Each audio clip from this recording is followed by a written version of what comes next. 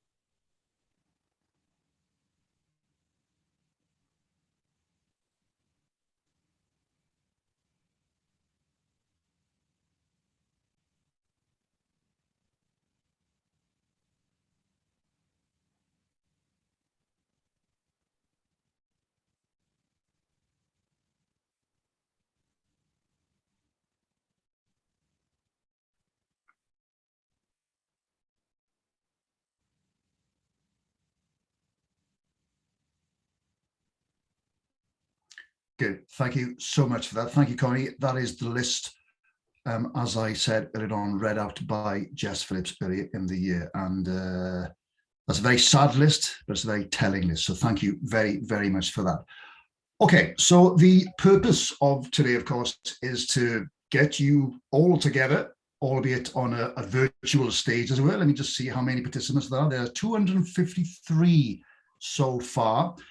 You're all here, of course, to support SUTDA, to hear a few inspiring, a few inspirational stories, to ask any questions, to comment, and to basically stand up to domestic abuse of any kind. And when I say stand up, I mean stand up. And we'll be doing a mass stand up on camera, so to speak, towards the end of the event. And we'll be asking you all to take photos, take selfies, post them on social media. And I'll tell you a little bit more about that later on. Please feel free to tweet about this event. There is a hashtag. It's hashtag SUTDA21. So that's SUTDA 21.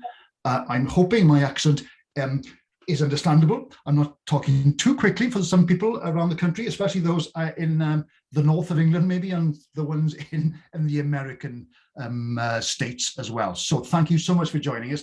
This event is being recorded, of course. Hopefully they'll be made available at a later date, and I'm sure there'll be more information about that. Now, we also have a raffle. You can't have a get-together in Wales, I don't think, without a raffle. We've got a signed rugby shirt on offer. I think it's the Wales team, I'm not quite sure, and the raffle will be drawn electronically, I think, tomorrow.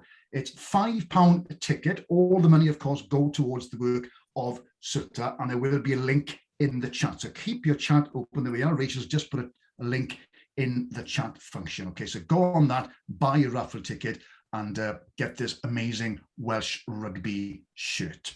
Now, we're doing this, as you see, in the form of a webinar, of course, as there were simply, well, too many who registered to do a normal Zoom. So as you can see, only the presenters, including myself, can be seen and heard. But I really hope that all of you, as our amazing attendees, do two things, okay? So first, leave any chat, any comments on the chat function, just the chat function. If you can share your name, your organization, if you can, in the chat, make sure that you send your comments to the panelists and attendees, just to make sure that everyone can see, okay? So that's panelists and attendees, otherwise we might not be able to see them.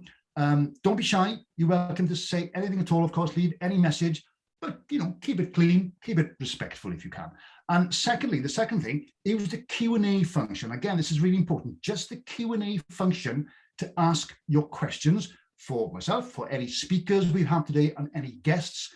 And Connie from Safe Lives and myself will be keeping a close eye on all the questions. And I promise to get through as many of them as possible within the next 2.5 hours.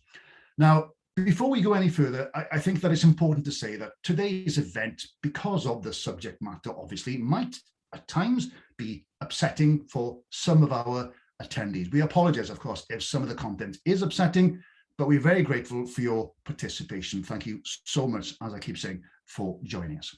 Okay, so before we start our first video messages, and we've got quite a few of them, I'd like to introduce someone, well, who doesn't really need an introduction. Rachel Williams, or Rachel Court to some of you, is one of those people, how can I say, who basically never stops. She never stops campaigning, who's tireless in her pursuit for fairness, for change, of course, for new laws, and who, by her own admission, makes a bloody nuisance of herself at times, and rightly so, and rightly so. It's my absolute honour to have come to know Rachel and her long-suffering, I mean, patient and wonderful husband, Mike, whose birthday it is, by the way, today. So happy birthday, Mike, Penrith Happis.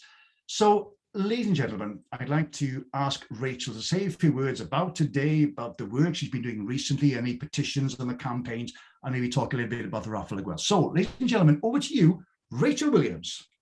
Thank you, Chris. I was a bit thinking, what is he going to come out with now? I think I know where he lives. Yeah, so obviously, you know, this was planned for 2020, and obviously bloody COVID come along. And then I booked it for this year, and then it was getting sort of closer, and I was thinking everything was up in the air, just really didn't know what was going to happen, really. So I just took the decision just to cancel the live event, because basically SUTDA is made up of myself and my trustee and my volunteer, Gary and Natalie. So to try and get another event organised like I did for 2019, I mean, looking back, I don't know how I done it. I had help from a friend who works as a full-time CEO, but you know, helped me as she could along the way. But it was so during COVID, I was starting to sweat, and it was like, you know, let's just put something online. And then obviously I found Zoom, and I feel like I'm an absolute flipping genius on you. Took my programs online. And since June last year, I've had over 720 women sign up to my program, which is amazing. And it was also covered in the Mirror. They'd done a double spread because 3 of the women who were on my program decided there and then, you know, basically that they were going to leave their perpetrators, which was amazing. So during the COVID, obviously everybody in the domestic abuse arena was really worried about what was going to happen. And we always talk about walking on eggshells when you're living with a perpetrator, a domestic terrorist, because that's what they are. And I just kept thinking, oh my goodness, these women are going to be locked in the house, you know, with these perpetrators. And it's not like walking on broken eggshells. It's going to be like walking on broken glass. You know, what can we do? And we obviously took to Zoom with the programs, which was amazing. There was lots of you know, campaigns, reach in, reach out with Safe Lives. I've never done so many interviews. I think that the most bizarre interview I did was where I ended up on Japan TV, which was just the most bizarre thing I've ever done. And I really thought it was a hoax when somebody contacted me and said, you know, can we come up and film you for Japan main news? And I was like, are you serious? And obviously he was, because three of them turned up with their masks on and interviewed me out the garden. And the next thing then they sent me this news piece which aired on Japan TV. And then I joked to my husband, I said, oh, perhaps they're going to make a doll of me next. I said, imagine that. And he's like, oh my goodness, you know, just one of you is just way too much. So that was quite funny. But on a serious note, obviously everybody was concerned during lockdown, and obviously we did see the cases rise. I know between March and June last year, there was over 200,000 calls to the police, which were domestic abuse related calls, which, in that 3-month period is really worrying.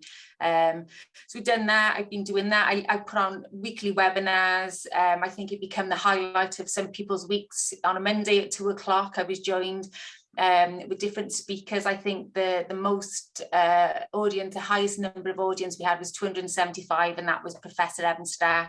And 4 hours later, we was all still on the Zoom listening to him talk, because he can talk for Britain, well, the USA, he lives in the USA, about domestic abuse. So that was really good. I ran those for 16 weeks. Lately, I've just released another petition around the gun licensing law, especially after the shootings in Plymouth. And then once I released that with Nazir, I've had a lot of women come to me to say their perpetrators actually, or ex-perpetrators, hold a shotgun license or a firearms license. They've had them removed but given back, and which is really worrying then, because it's still a form of control by saying, yeah, we're not together, but I got the gun. So that is quite worrying. So I've released that. Obviously I got the other petitions as well. And I've also co-created a new programme with my colleagues, Claire Walker, Kathy Press and Lynn Harris. We've written a new awareness domestic abuse programme for victims and survivors of domestic abuse and coercion. It is called Voice. So that's the release of it now. People have been saying, oh, what's it called? What's it called? It's Voice, and it stands for Victims of Intimate Coercive Experiences. We're going to pilot it at the end of October, and we will launch it then in January. There's a lot of content in there. So I'm really excited about that. But yeah, I think that brings me up to date at the moment, Chris. That's quite a bit there, Rachel. And as I say, you are tireless. You never stop, obviously, for obvious reasons. So all credit to you, all respect to you, and I'm sure everyone will agree. And there's amazing comments already on the chat. We're now up to 284 participants. And the comment, I mean, I can't really, where do I start? There's all kinds of amazing comments so far about feeling strong, feeling empowered, and it is absolutely incredible. So thank you so much. Rachel is amazing. Sharon, you are right. Okay, right. Let's move on, and if we may, to our first video message. Now, some of you are probably in love with this man. My wife certainly is. His name is Michael Sheen. He is a Port Talbot boy, or Port Talbot, as they say here in Wales, but he's also a huge Welsh Hollywood movie star, of course. He's one of Rachel's biggest supporters and patron of the charity. So I'd like to ask Connie, please, to play our first video message from the wonderful and always supportive Michael Sheen. Violence against women and girls is a men's issue. We need a growing movement of men to stand up and speak out about men's violence against women and girls. It calls us to delve into parts of male culture that have either been historically apathetic about it or openly hostile to women's efforts to engage them. We have to do more. The movements, like today, are created and built by women. Should we applaud this or be frustrated that men have not been part of this? Are we ready to ask women to step aside and let us lead this, or to stand together to end it? Gendered violence, what is it? Sexual assault, domestic violence, relationship abuse, sexual harassment, sexual abuse of children. These issues have always been seen as women's issues that maybe some good, brave men help get involved with. These are not women's issues. They are mainly men's issues. We need to own this. And this is how it looks and feels. For the year ending March 2016 to the year ending March 2018, 74% of victims of domestic homicide, that's homicide by a partner or ex-partner or family member, were female. Now, this contrasts with non-domestic homicides, where the majority of victims were male, 87%. The overwhelming majority of female domestic homicide victims are killed by men. Of the 270 female victims of domestic homicide for the year ending March 2016 to the year ending March 2018, the suspect was male in 260 cases. In 218 of the 270 female domestic homicide cases between those same years, the suspect was a partner or ex-partner. 43 male victims were killed by a partner or ex-partner in the same time period. One study of 96 cases of domestic abuse recorded by the police found that men are significantly more likely to be repeat perpetrators and significantly more likely than women to use physical violence, threats, and harassment. In a 6-year tracking period, the majority of recorded male perpetrators, 83%, had at least 2 incidents of recorded abuse, with many having a lot more than 2, and one man having 52 repeat incidents. Whereas in cases where women were recorded as the perpetrator, the majority, 62%, had only 1 incident of abuse recorded, and the highest number of repeat incidents for any female perpetrator was 8. The study also found that men's violence tended to create a context of fear and control, which was not the case when women were perpetrators.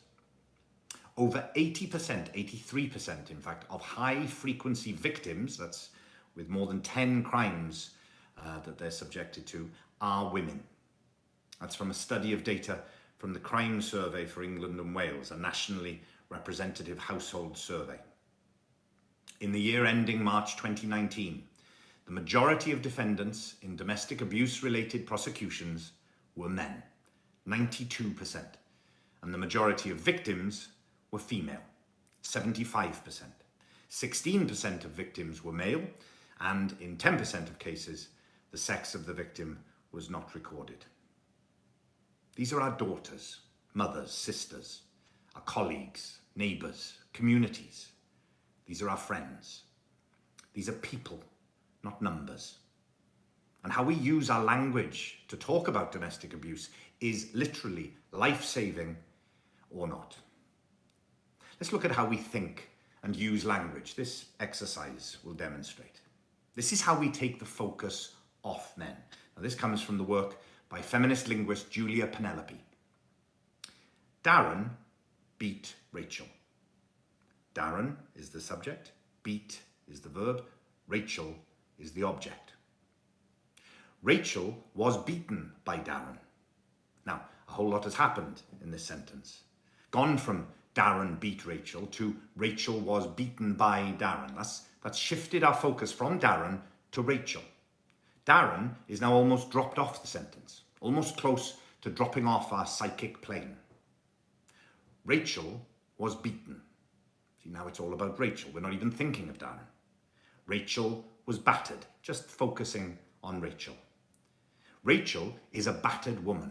Rachel's very identity is as a battered woman. It's what was done to her by Darren, but we have now demonstrated how Darren is now gone from the conversation. Let's look at victim blaming, because this is what happens in the domestic abuse arena. And all of us throughout society reinforce this constantly and have it reinforced by the media and politicians, etc. So let's focus on the victim and not the person who did it. Why do these women go out with men like this? Why does she keep going back? What was she wearing? Why doesn't she just leave? Why was she drunk? Victim blaming. Asking questions about Rachel is not going to get us anywhere in terms of preventing violence. Let's start asking those questions about Darren, the perpetrator. Why did Darren beat Rachel? Why didn't he leave? Why didn't he stop? Why are so many men physically and emotionally abusing women? Why do so many men sexually abuse children? Why do men rape women? Why do men rape men? Why do men kill women and men? This is a deep-rooted, systemic social problem. Society is allowing and creating perpetrators of abuse. Perpetrators are not some deviant or sicko that only comes out at night from a swamp and then goes back once the act of violence or rape has been committed. Perpetrators are much more normal than that. There are sons, fathers, brothers, our colleagues, neighbours, communities. These are our mates. Women who have been speaking out about this for years have been called male bashers, men haters. So society and men have demonstrated that it's easier to shut the mouth of the messenger and not tackle the problems that women are seeing. Society, that's us, all of us, must take the blinkers off. And men must see what women have been seeing for years. Actually, women like men and want relationships with men, but decent men. Not saints, just decent members of society. Men who aren't going to hurt them. And if they start to even talk in that way, other men need to call them out. Men need to speak up. Men need to stand with women and not against them. It's not a war of the sexes. Men are not passive creatures. Don't remain silent. Men are the huge majority, and we need to stand up to challenge abusive men. Speak out against those who use derogatory language against women or sexist jokes. To women, your silence is consent to those who abuse. Speaking out, standing up, will end domestic abuse.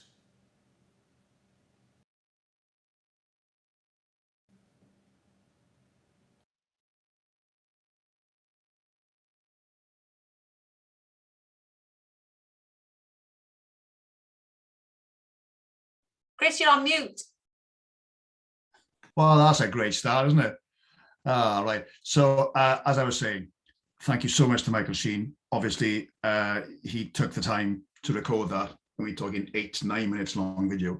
Amazing comments again on the chat. Can I ask you if you do have any questions? Okay, keep them on the actual Q&A function, and any chat, keep on the chat function. Otherwise, there's so many people here. It's difficult to keep track. So thank you, Michael Sheen. Unbelievable.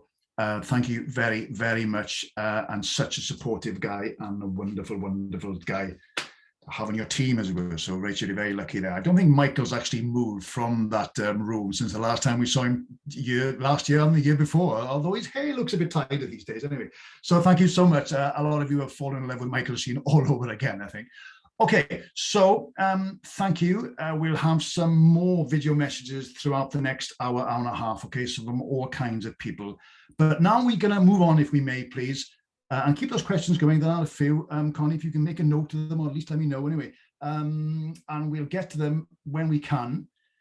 We're going to go to our first live guests now, okay? Now, some of you who live in Wales, especially, will have seen our next guest, or our first guest, on television and radio, of course, and read about her story in the papers, etc. Now, I've known Ruth Dodsworth, or now Ruth Taylor, for a while. She is a fellow weather presenter here in Wales, although much more famous than I am, much better than me. During my chat with Ruth, again, if you do have any questions, please put them in the Q&A, okay? And I'll try and ask them on your behalf. So can I introduce then our first live guest for this afternoon, Ruth Taylor.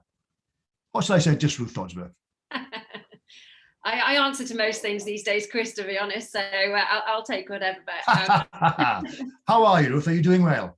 I've got to say I'm doing very, very well indeed. Absolutely, yes. Thank you so much for asking. And actually, thank you so much to all of you for inviting me along here today. I've got to say this is the first time I've actually really taken part in something like this. Right. My story obviously went public earlier this year when my ex-husband Jonathan was sentenced to 3 years and 9 months for coercive control and stalking. Within 20 minutes of that sentence being made, my story hit headlines across the world. I was getting messages from pretty much everywhere, Australia. Unlike Rachel, I'm still waiting for the film crew from China to turn up, but it has been the most incredible couple of months. I said at the outset I didn't want my story to become public but the fact that it has effectively been the best thing ever, and means that I can sit here and join these wonderful people and share my story. And you asked, Chris, how I'm doing. I'm doing really, really well, and I'm living a life. I'm married, I have a happy home life. I never thought I would get that, and I spent 20 years of my life living with something very, very different. And I suppose the reason I'm here is to say I'm still learning about all of this, but there is light at the end of the tunnel, and you can have that happy life. Ruth, if you don't mind me asking, for maybe those who are not familiar, who live in the States and the Netherlands, or maybe in England even, that maybe they're not familiar with your story, if you like, if I can use that word. Can you give us maybe an idea, a quick précis, if you like, of what your life was like with your ex-husband Jonathan, and the kind of things you had to go through as well? It's very difficult to précis 20 years of a marriage. We were married. From day one, what I would call a normal relationship. He was a little bit jealous and a little bit possessive, but to start with, that was weirdly quite nice. I felt, this man really loves me. Very, very quickly, I noticed he had a temper, and it didn't necessarily start with me. I saw him screaming and shouting at family members, at colleagues, and then it sort of turned to me. It was sort of verbally abusive quite quickly, very, very heated arguments. He would just flick with a switch, very sort of in my face, screaming, shouting, spitting, and that led then to more sort of physical acts. So grabbing me by the throat, pinning me up against the wall. There've been, and as the years went on, that became more and more common. He would push me. He'd break my ribs, and this all happened against the backdrop of what I thought was relatively normal, though I started to realise that actually it wasn't. I was bringing up Jonathan's two children at the same time. You think you shield them from it, but obviously you don't. They see and hear everything. Jonathan was very possessive. I hadn't realised how isolated I'd become. My friends and family didn't like him, and actually you have now told me that actually they were frightened of him too. He didn't like them in turn, so I wasn't allowed to see them. So your world gets smaller and smaller and smaller against the backdrop of doing a very, very public job where I'm, effectively required to smile and sunshine and rainbows and butterflies. My home life and my work life were two very, very different things, and at times it was very difficult to marry the two and to sort of keep up the facade. But that's exactly what I did.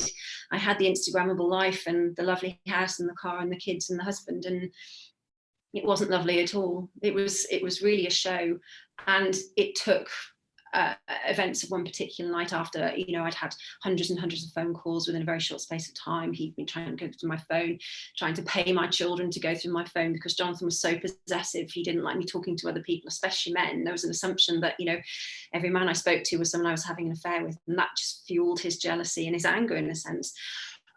One particular night he'd been drinking all day and all night. Alcohol played very much into his life, and he basically told the children that he was going to kill me. The children were ringing me when I was in work in ITV saying, "Mum, don't come home because he is going to kill you." The next morning it got to a point where they took a phone call to South Wales Police to say, "Look, I need to get into the house, need to make sure my children are okay." And that phone call, that one call to the police, changed my life forever. And it was the hardest thing I had ever done in my life. But it really, really did set the wheels in motion to give me my life back. And, that was a real game changer for me. That was coming up to 2 years ago now. And do you mind me asking, how many people actually knew of your situation? The family members, your parents, your siblings, or did anybody know in work or anything at all? No, nobody knew. A few now have said that, looking back, they'd seen the signs. If I was filming away or at work, Jonathan would turn up in my workplace, he'd come with me. My phone was always going off, or if work colleagues rang my phone, he would invariably answer. So I think for people around, my family in particular, who have said, "Ruth, why didn't you tell us?" This has been quite hard to deal with. And, they're still learning. They've had to deal with this very publicly as well. There is a feeling, I think, of guilt amongst colleagues and friends that they didn't know, they didn't recognise. But in all honesty, I maybe necessarily didn't know or recognise myself either. And it's a very difficult thing to admit to someone, that actually, Right. things aren't as they seem, and you need help. So nobody knew. Right. And you said you went to the police, and the best thing you did. Do you mind me asking then, what reaction, what help do you, what support did you actually receive from the police? Because we've got a chief constable coming on very soon now. So what in your experience was the relationship, if you like, between yourself and the police in general and other experts maybe? I have to say that the relationship I've had with South Wales Police, which I know is Jeremy Vaughan's constituency, as it were, but has been nothing but fantastic. From the very moment I made that initial phone call, I was believed. There was no sense of, oh, you know, we've got another one here, you know, put her on hold. There was nothing like that. I felt from the word go that actually I was being taken seriously. The whole thing for me, as someone who's never really had any dealings with police before, was just bewildering. The system, you know, nothing ever went smoothly. And of course, over the case itself coming to trial, there were bumps along the road. There were, you know, delays, sort of miscommunications. But generally speaking, you know, if it wasn't for South Wales Police, I wouldn't be sitting here right now. I really wouldn't. And that's my reality. And it's not because I'm on telly. It's not because anything like that. You know, I think I asked for help and I got it. And okay, like I said, it's never easy, is it? But my advice to anyone would be, it's the hardest thing in the world to ask for help and to make that phone call. But it gave me my life back, and I wouldn't be here otherwise. So, yeah. And by now, of course, Jonathan has been jailed, and you've moved on in one way or another. You remarried, obviously. Yes. You've obviously a mother. You have to look after the kids. You've got family support, work support, colleague support. So you're obviously happier than ever before, Ruth. I am, but can I just say, you know, in a sense, yes, Jonathan is in prison. He appealed his sentence. Luckily, that was thrown out. But the reality is that this time next year, he could be out of prison. It doesn't go away. It might be case closed. It might be, you know, you're back in that file on the shelf. But actually, for me and my family, he's always there, because he will come out. And yes, I was granted a restraining order serving my children, but I think it's probably safe to say that probably doesn't mean much to Jonathan, who we know is sitting in his cell working out ways. He's never accepted responsibility or remorse.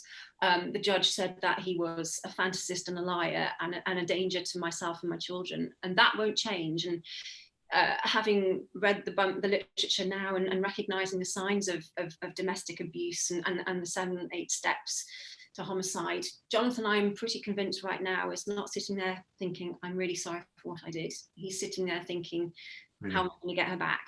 And that's my reality. I am living a wonderful life, don't get me wrong, but it's always there in the backdrop, and it's learning to deal with that and to actually not let that dominate my life going forward. And it's not going to dominate my life, but I do have to be practical. And, you know, in a sense, the police are still there, still keeping an eye on us, looking after us.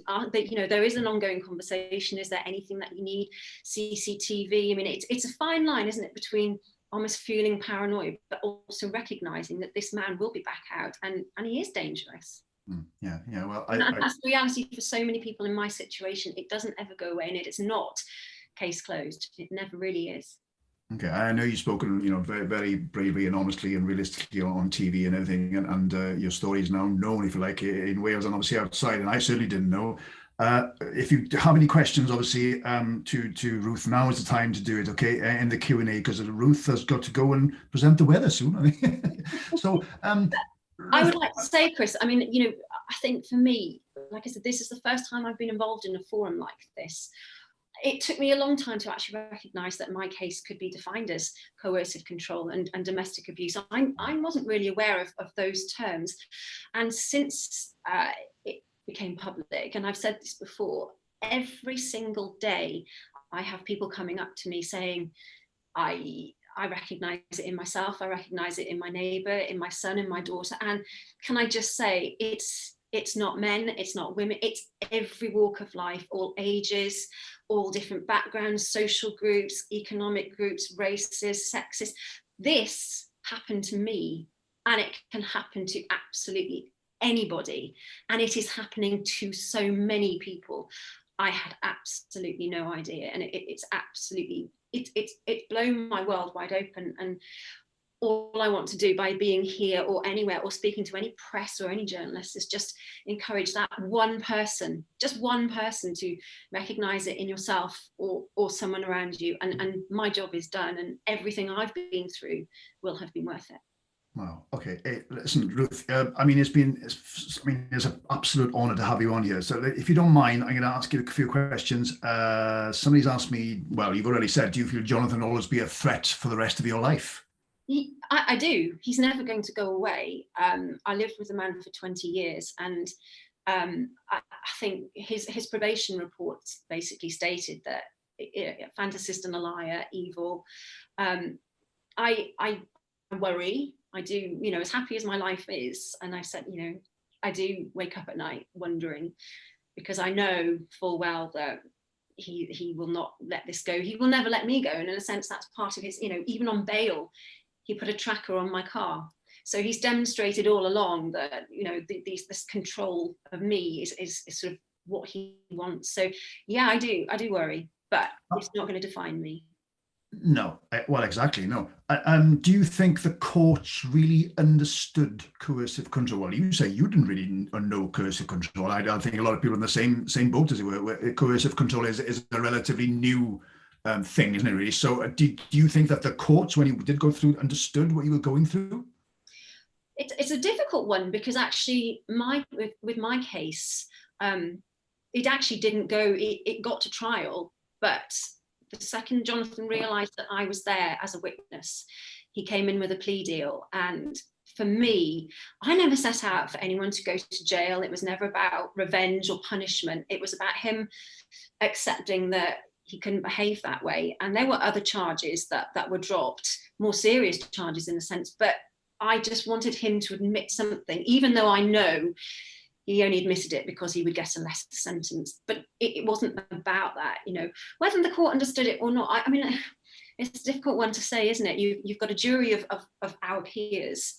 I hope they understood it. I didn't, because of the COVID situation. I actually didn't get to meet my barrister until the actual day of the trial. But I, at no point in this process, and that's the courts, that's the police, that's everyone I've spoken to, at no point have I ever felt that my story wasn't believed.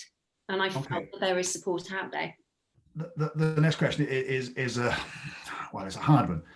And forgive me, do you feel, how many years did Jonathan get?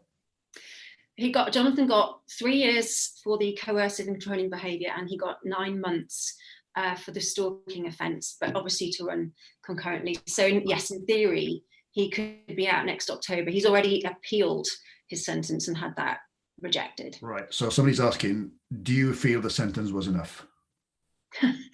Again, a difficult one. I never set out for revenge. I don't think, with someone like Jonathan, I don't think it would make a difference if he went away for 20 years.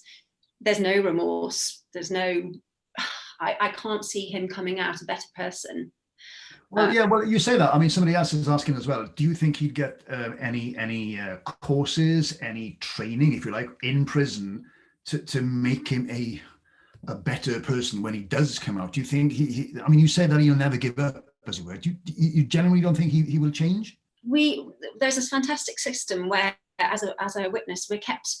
You can opt into this system, which I didn't know about, to sort of be kept up to date with what's happening to him within the prison system. And as part of that, I have been made aware that yes, he will be having courses. I know he's going to hate every single minute of that, because at no point has he said, hands up, look, I messed up, I'm really sorry, I could have done differently. He's not done that, and actually quite the opposite.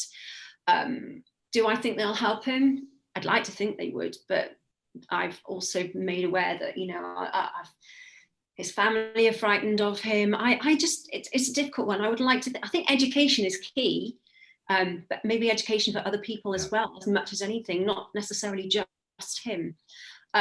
It's a piece of string question, isn't it? Well, it is, yeah. Okay, well, listen, Ruth, I mean, at the end of the day, as long as you're happy, as long as you're safe, your new husband, your new life, your kids, as long as the kids are safe and happy, I know it must be difficult for them as well. Can I just say also, my children are teenagers. They're 16 and my daughter is going to be 18 in November. I mentioned before, you know, I had done my best to shield them from all of this, but my children saw and heard things over their lives that no child should see or hear. They both made witness statements against Jonathan under their own steam, through no pressure. I've always said, look, at some point maybe you might want contact with him, but they chose to do it, and I was not party to those witness statements. I haven't heard them. I do not want to know what they said, but all the feedback I've had is that Grace and Jack are incredible children, and children, you know, suffer, live with this every bit as much as I do, we do. But my message again is that I'm okay and my children are going to be okay. So much so, in fact, my daughter wants to do law. She's now working with the police as well, with South Wales Police, to make the experience for other teenagers, other children, better. So children like them who've gone through this situation, who do they talk to? Well, my daughter spoke to her peers, her friends. She didn't want counselling. And so going forward out of this now, we're working with South Wales Police at how other teenagers like them could maybe talk to each other rather than sitting in a sterile office with a counsellor. What would make things better for them? How can they communicate with each other? Setting up a support group. So much positivity has come out of my experience. And, you know, I can sit here now and talk and string a sentence together.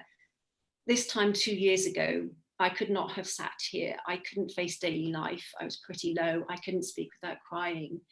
But I'd like to show anyone else going through this that actually you can get through it. Your children can, your family can, and we need to support each other. And however, you know, what works for one might not work for another. But yeah, absolutely. Well, Ruth, we're going to have to leave it there for you. Thank you so much. You know, I've known you for a while, and thank you so much for speaking out. But your children sound amazing, but believe me, you are amazing as well. You're amazing. Absolutely. The comments are fantastic.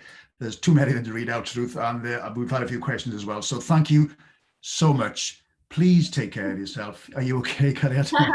I'm okay. Just some heavy duty makeup before I go into studio now to do the yes, yeah. Compose yourself now before the studio. So thank you so much. Be brave, be safe. And Rachel has got something to say. Yes. Yeah, Ruth come and interviewed me for the St. David's Award, and that day it was quite an emotional day, wasn't it, Ruth? And we've just sort of bonded from that, really. And I said to her, you know, the shame always lies at the feet of the perpetrator. And victims and survivors are the toughest people I've ever met. It's because we've had to live it and breathe it. But kudos to you, Ruth, for coming out and sharing your story, because you don't understand the power of that and what it does to other victims and survivors, how it helps them. So thank you. Good. Thank you, Rachel. Ruth, thank you so much. Please take care of yourself. Stay safe. Be happy. That wonderful, wonderful smile of yours is always going to lift people's hearts. So thank you so much for joining us, Ruth. Good luck with the bulletins tonight, and hopefully we'll see you. Hopefully we'll see each other soon. Yeah. So Absolutely. Thank you so much. Thanks all. Thank you, Ruth. Right. Okay. Thank you, and thank you for the comments, everyone. Again, there's so many of them. We've had a few comments that surprising, actually, and and we've had a few questions as well. I hope Ruth at least answered some of the questions we had. We've over 99 messages in the last couple of minutes. So, thank you, Ruth, for telling your story. That is wonderful. And that was the first time she's actually done this on this kind of forum, as it were, and this kind of platform. So thank you very, very much. Okay, let's move on then, please. Connie, we can have our second video next. Now, some of you might know the name Lizzie Cundy. Lizzie Cundy is a presenter. She's an actress, she's a personality. She actually appeared in a Bond film, Tomorrow Never Dies. Who's the Bond in that film? I can't remember. She's had her trials and tribulations with domestic abuse. Now, unfortunately, she's friends with Nigel Farage, but never mind it. But she's very kindly sent us a video message, specially made for this afternoon to support Rachel and SUTDA and the cause. So, Connie, can you play the video, please? Hello, I'm Lizzie Cundy, and I'm a survivor of domestic abuse. Sadly, some women aren't as lucky as me, and sadly the statistics are that in 2.5 days, one woman is killed due to domestic violence. So please, can we do something about this? Let's stand against it. Let's rise against it. Stand united and make a difference. Thank you.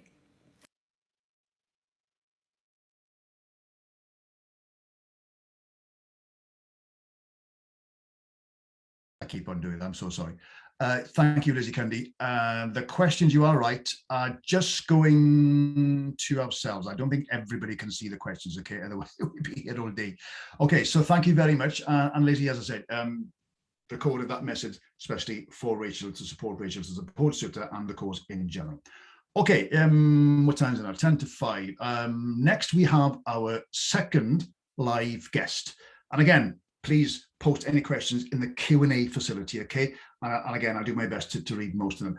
Now, the police forces around the UK have had a difficult time of it, of course, like everybody, I suppose, over the last 18 months or so. And I know that Rachel and SUTDA have been working closely with some of the police forces and police commissioners here in Wales. Well, now we have the Chief Constable of South Wales Police, someone who I've come to know quite recently. He's been on my podcast. His name is Jeremy Vaughan. So it's Chief Constable of South Wales Police, Jeremy Vaughan. Jeremy, shwmai?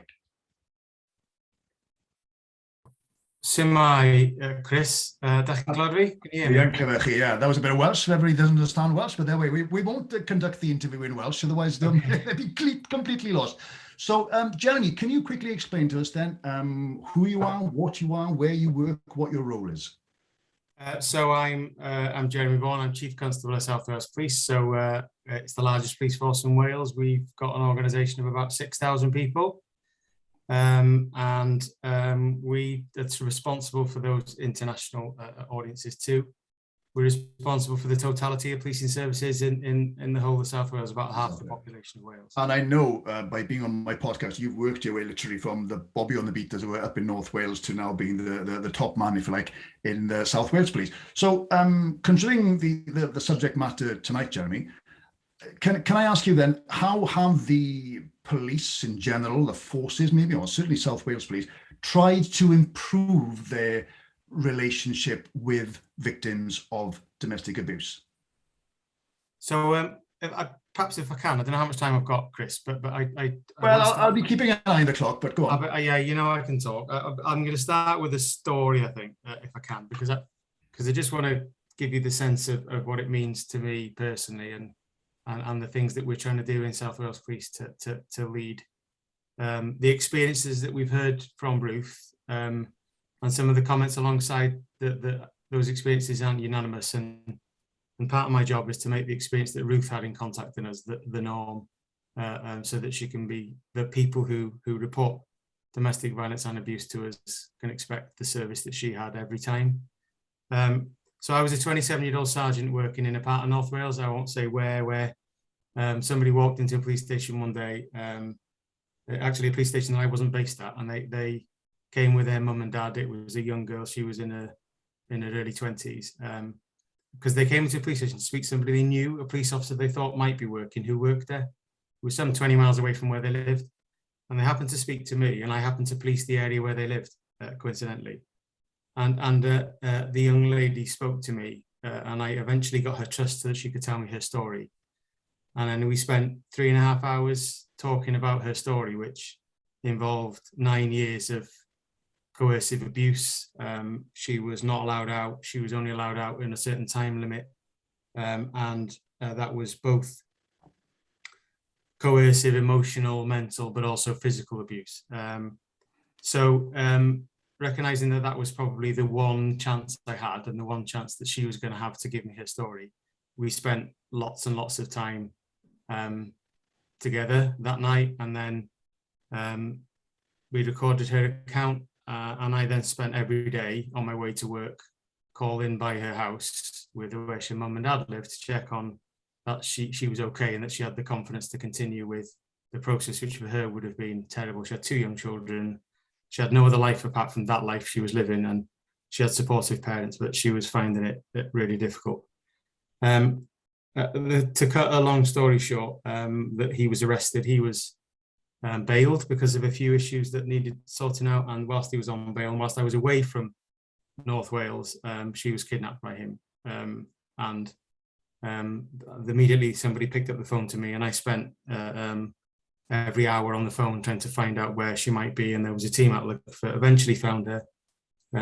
She was safe, but she wasn't well, was she, because she'd been kidnapped. And did everything I could to spend every waking hour focusing on his conviction, and at which point he received 7 years in prison.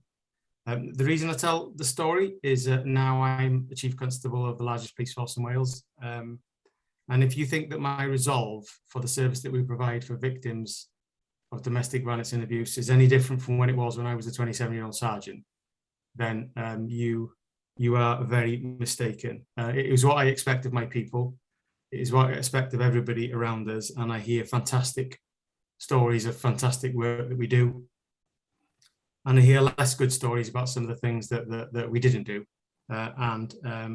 You know, we're on that. So, you know, part of what I need to do is make sure that people are well trained. Sure. Well, let's discuss that. Well, we don't have to. I'm sorry to interrupt you.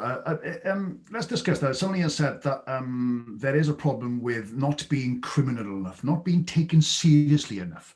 So what can be done? Is it a matter just for the police or the family courts or criminal, whatever? So, I mean, there's a lot of comments here at the moment that they've gone through all this, this bullying, coercion, manipulation, control, whatever, but it's not seen as criminal enough. So what can be done? What can be done by the police, if you like? Well, the police operate within the law as it stands, and I think you know we're seeing new law heading towards us, which will help. But we've got we need a legislative framework that works for us. Would be the first thing I'd say, and you know, domestic abuse bill will. You know, which is coming, will help with some of those things because it'll focus on certain areas where the law has been found lacking. And I know other speakers will no doubt comment on that. You know, we work hard to make sure that everybody recognises the signs when people pick up the phone to us. And I'm hoping that we've long got past the point where people understand and acknowledge that if somebody picks up the phone to us, it is no doubt because they've been a victim for some considerable time, and that's not the first time that they've decided that it's happened. It's just the first time they've been able to pick up the phone to the police. Yeah, sure. Okay, well, let's talk about that quickly then. Pick up the phone. If someone is at home and is going through all this coercion and all this control, what can victims do? Is there something they can do without the perpetrator knowing? What can they do in secret, if you like, if that's the word? Is there a phone number? If there's something they can do without having, you know, put themselves in danger? That's the first question. And obviously the second question is, how important is leadership by people like yourself when it comes to the police response to domestic abuse victims? You said that things have improved, fair enough, but there's more room for improvement, I'm presuming. So basically, there's a lot of pressure on people like yourself to make it better, to improve things. Yes.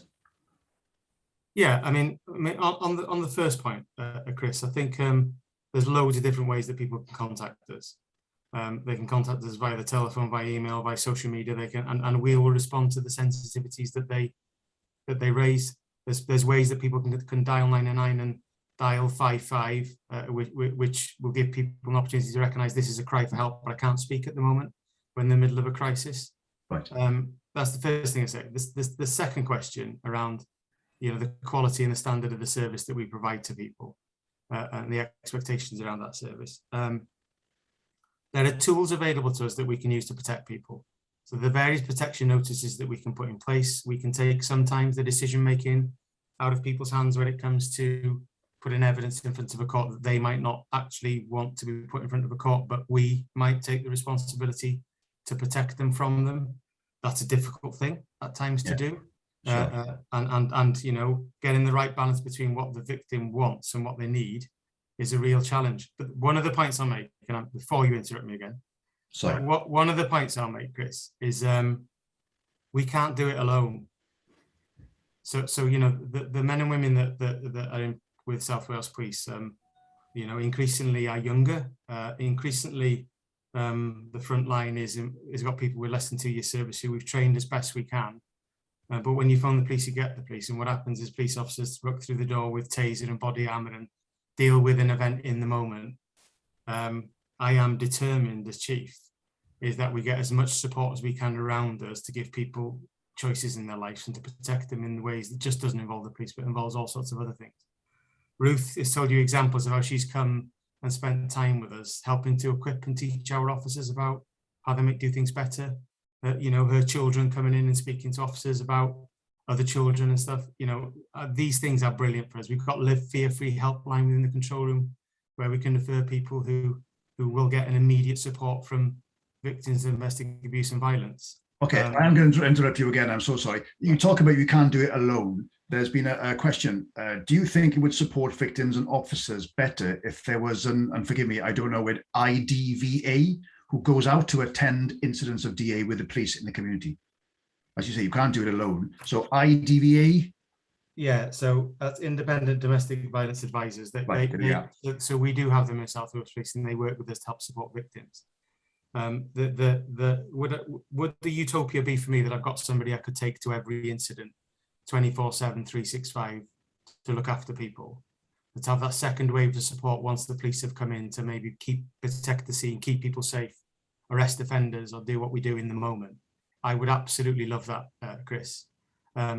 Practically, that would take a lot of resource. We respond at the moment to 40,000 domestic violence and abuse incidents every year. Somebody's contacting us every 38 seconds for one thing or another. But I mean, others have heard me say this in the past. The more we can get the support network around people in the moment that they need it, the better. Right. And there's limitations to what I can do there. And are there enough female police officers? So at the moment, it's a good question, because I was reflecting on some comments in the message bar earlier. And you know, some people have some observations on the way we present the topic, the way we discuss it. My only, on that point, and I'll come on to your question in a minute, blowing one candle out doesn't make another candle brighter, is my response to that often. You know, we've got lots of challenges and problems that we ought to support each other with. And I do think it is unique, that the way that society, the way that men think about and view women. And I think the more that my organisation can be full of a more balanced representation of the community it polices, the better. So at the moment, we're getting about 40% of police officers joining the female. I want it to be 50%. At the moment, our level of frontline supervisors are around 26% of my establishment. When I started in South Wales Police, it was 19%, it's now 26%, and it will get to 50% at the same time that the organisation gets. So more people from society who understand perspectives in a different way is better for us in policing, yes. Okay, thank you for that. Very quickly then, we've all been through these lockdowns because of the pandemic and everything. Can I ask you, did your force, did South Wales Police see an increase in incidents, in domestic abuse cases during these lockdowns? And also, somebody's asking, you know, is there a link, and you and I have talked to this before, is there a link between sporting events, for example, with a rise in incidents, be it abuse or be it homicide? So has there been an increase, and is there a link? So the one thing that I was most worried about operationally on the 24th of March, when you could have ridden a skateboard down the M4, the one thing I was most worried about was the extent to which what went on behind closed doors stays behind closed doors. And I'm absolutely determined from that day onwards that we would be very sensitive to that, and we would engage with as many groups as we could, as many ways as we could publicly, to say that we're still open for business and you should call us if you need us. We didn't see an increase, we saw a decrease initially, which is a real concern to us, because we feared that the thing was going on, but actually we just didn't know about it because it was happening behind closed doors. We've been working out to be prepared for that increase to come back, in so much as how we deal with historic cases, because people might feel more prepared to call us when things are back open and they can perhaps escape from the environment they're kept in. The second point I make in answer to your question, what was the second part of your question? They do tend to be multi-pronged questions. I'm so sorry. Is there a link between, you know, sporting events, for example? There's a link between alcohol and violence. You know, you've heard other speakers talk about that. There's an absolute link between alcohol and violence, and the alcohol that gets associated with large sporting events is absolutely true and real. And we do see an increase in reports of domestic abuse and violence following sporting events. Absolutely. And I think others have got a responsibility to acknowledge and recognise that, and describe it and talk about it and say what they're doing in response to it. Okay. And finally then, and this might be an awkward question for you to answer, I'm not quite sure. what is your opinion on the justice system? It's not. And do you think the new DA bill, for example, is sufficient?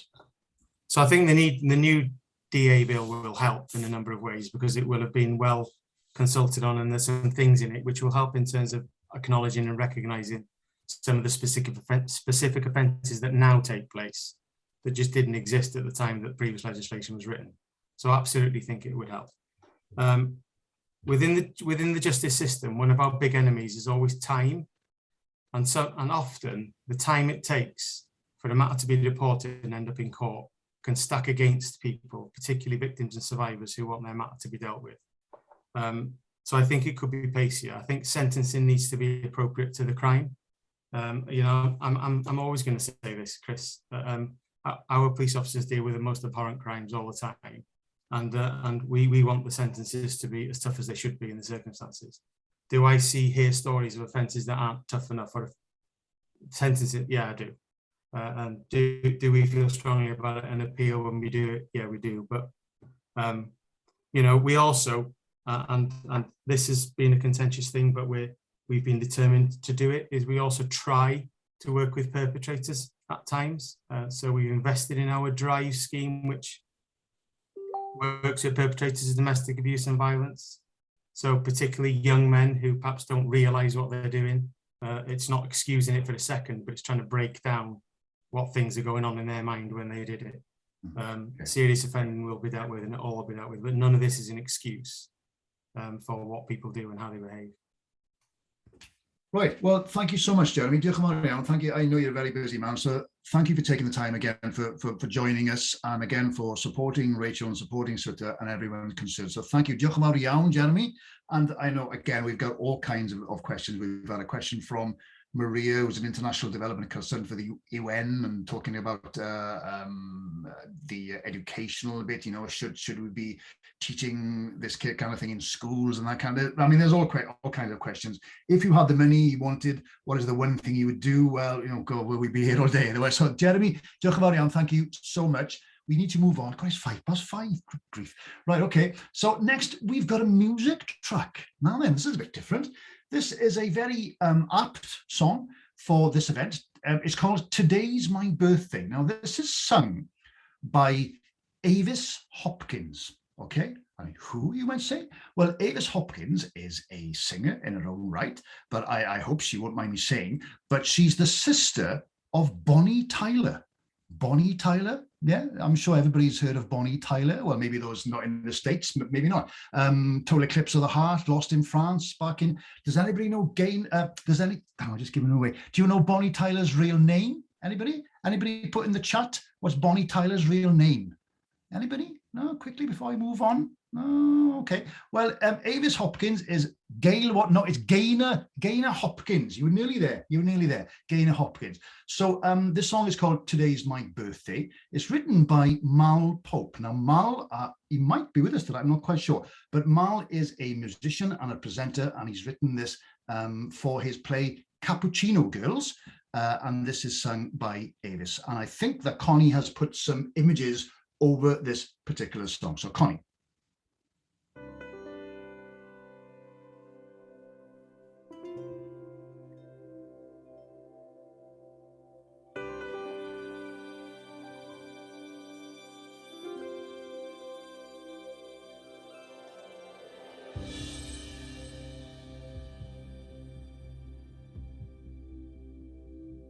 You took me in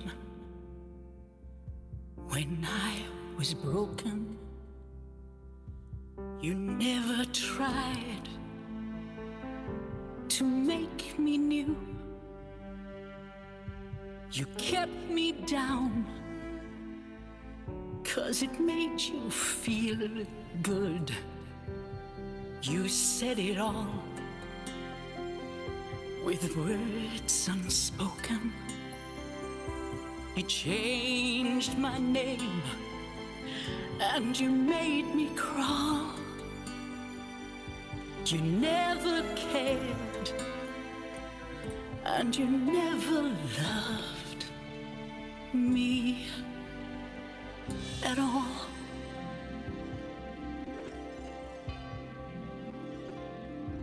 Today's my birthday, because today I have found I'm born again. Today is the first day I'm taking back my hopes and dreams, my life, my name.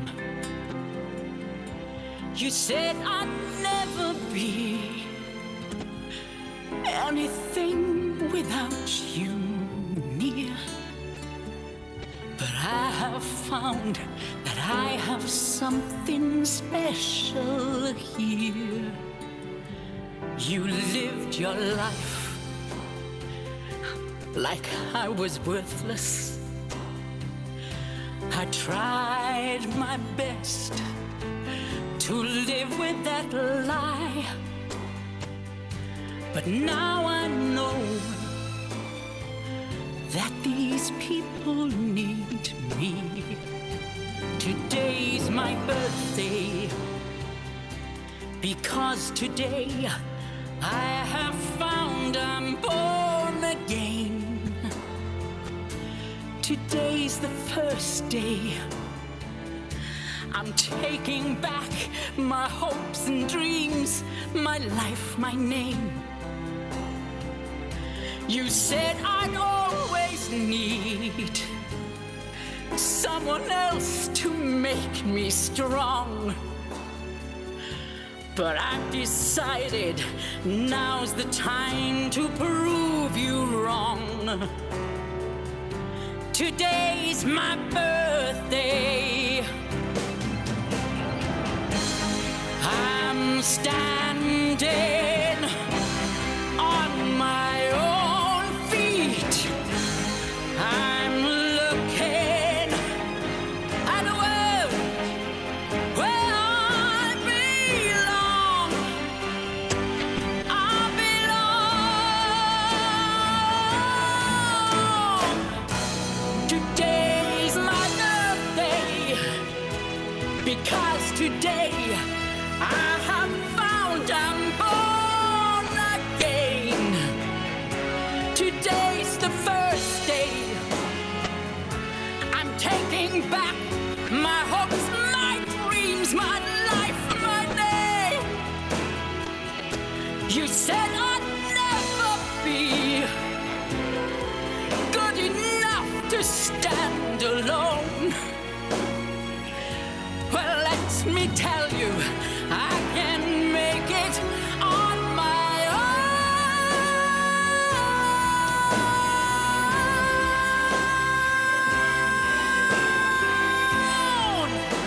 Today's my birthday.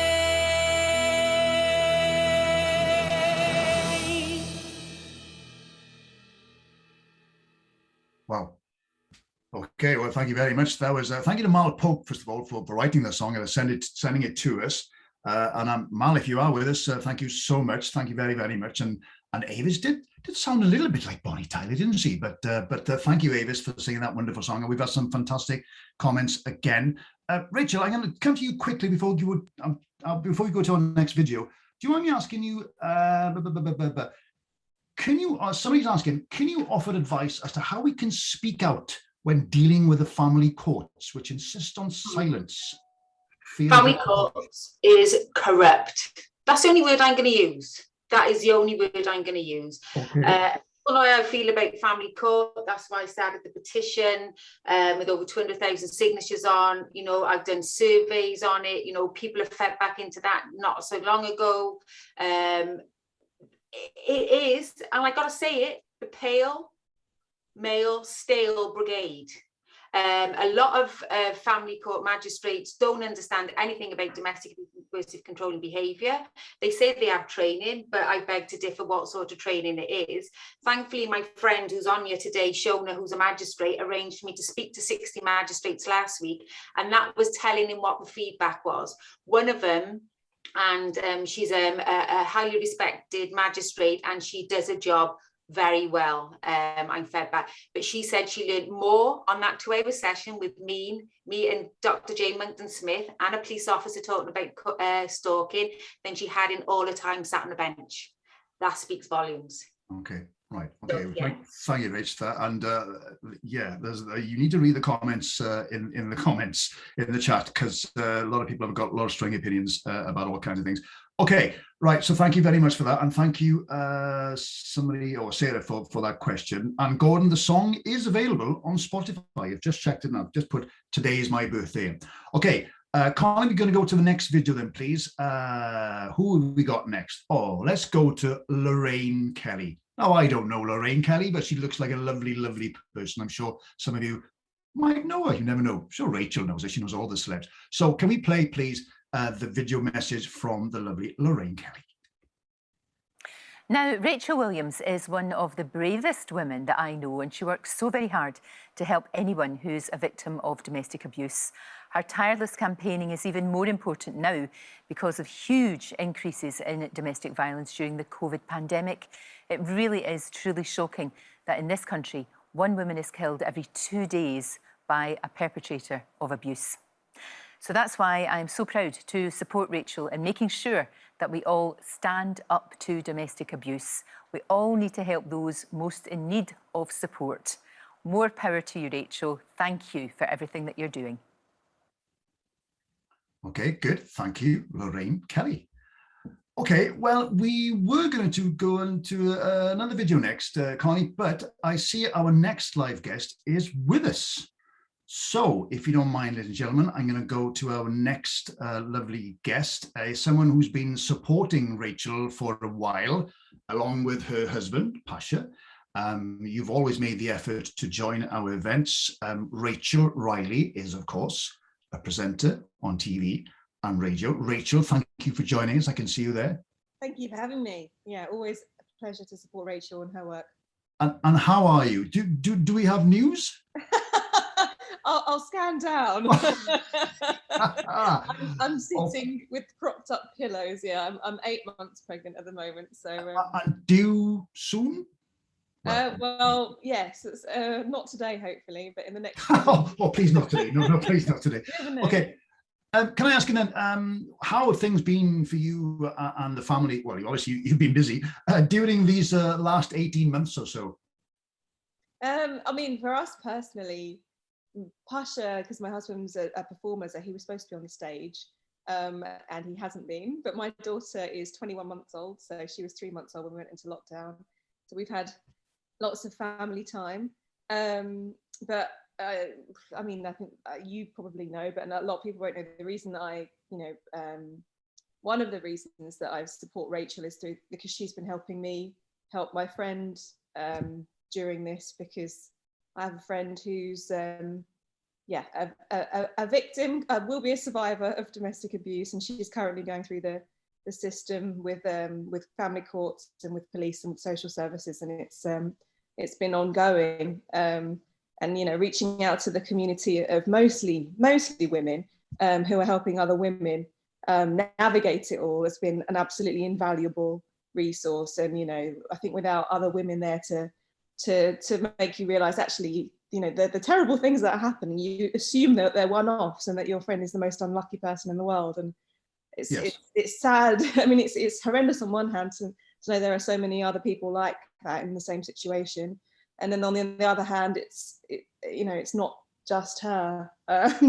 So there's support there. So sure. I don't know if you heard Ruth Dosworth earlier on. I think you were on your way to drop your little girl off something. But do you think there's enough understanding then of domestic abuse in general and this coercive control? Do you think there's enough understanding? Not at all. Not from any direction. I think it was a steep learning curve for me, because it was I'd had security issues myself in terms of just online stuff. So my friend contacted me to ask me about that, and that's how I found out that she was having issues with her soon-to-be ex. And from the public to the police to social services to pretty much everyone involved. I mean, the word professional has kind of lost a lot of meaning to me, because you just have to, it's not rocket science. It didn't take me long to learn a lot of this stuff, because all you have to do is listen to women. All you have to do is listen to the victims, listen to survivors, it's the same story over and over and over. Yeah. And unfortunately, there's just not enough knowledge, not enough training at all from the professional services who are supposed to be there to support people and children. And unfortunately, it's been a very, very mixed bag depending on who you get given, who you get allocated. There's been some fantastic people, and if they're not in your area, they can give you advice, and then you're just left with whoever's there. Sure. What about, sorry, interrupting, or somebody, by the way, has her mum is a midwife. If the contractions start early, let me know and I'll give her a call. The last baby, I accidentally had her at home. So, oh my word, right. Okay, well, we better wrap this up then, just in case, Rachel, you never know. You know, Ruth Kay sort of, you know, came out with a story as well, and Ruth is quite a well-known face, certainly in Wales and on ITV, and you're obviously in the public eye.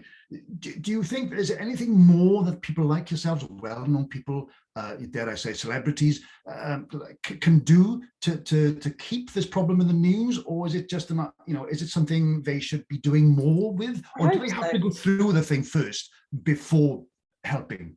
I think you need a certain level of experience, which I think, you know, for a lot of survivors, I mean, there's people like Rachel who's used her experience and is helping others, and there's people that just want to survive and get their families back together, and, you know, either way it's quite understandable. But certainly from my position, anything that I could do, I would like to do, because it's just not talked about enough. It's not a sexy topic. It's not something that's in the news. I think, you know, I saw, you know, suggestions that if this level of violence was happening at the football every week, there would be a national outcry. It would be there, you know, it would be in Parliament.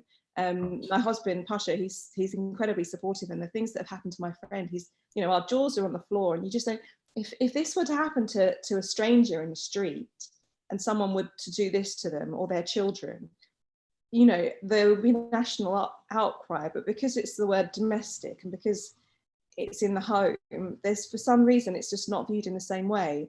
Yeah. And I've seen a lot of questions about in the chat about the domestic abuse bill and if it's gone far enough. And I was personally disappointed that there wasn't the active management, the list of perpetrators, that the same way that they monitor terrorists, the same way that they monitor sex abusers, and the onus is on them not to go near a school.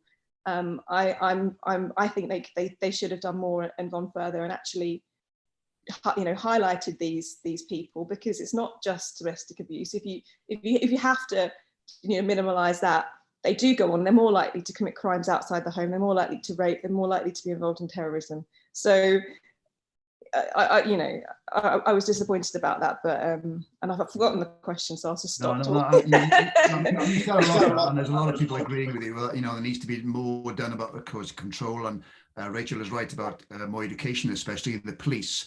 And I can say that as I worked for South Wales Police for 33 years, and we've just had the Chief Constable of South Wales Police on, of course.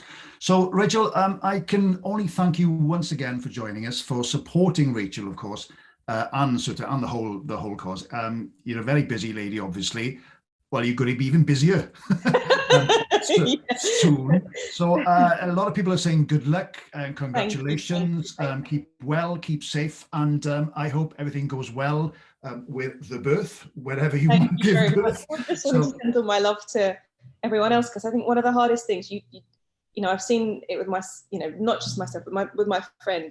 One of the hardest things is not being believed, not being listened to, and, you know, just we know it's happening, and we know you're suffering. We know that you're not receiving the care, the, you know, protection that you should be. So, excellent. You know, if anyone has any suggestions for how I can raise awareness or anything I can do, then, you know, Rachel can get in contact with me, and I'm sure she will. And I know you're a patron of a charity as well, so thank you again. And we hope, Rachel, if we are back to some kind of normality in South Wales next year with a conference that Rachel is going to be organising, we really, really hope you can join us and bring Pasha, obviously, and all the kids as well, however you may have.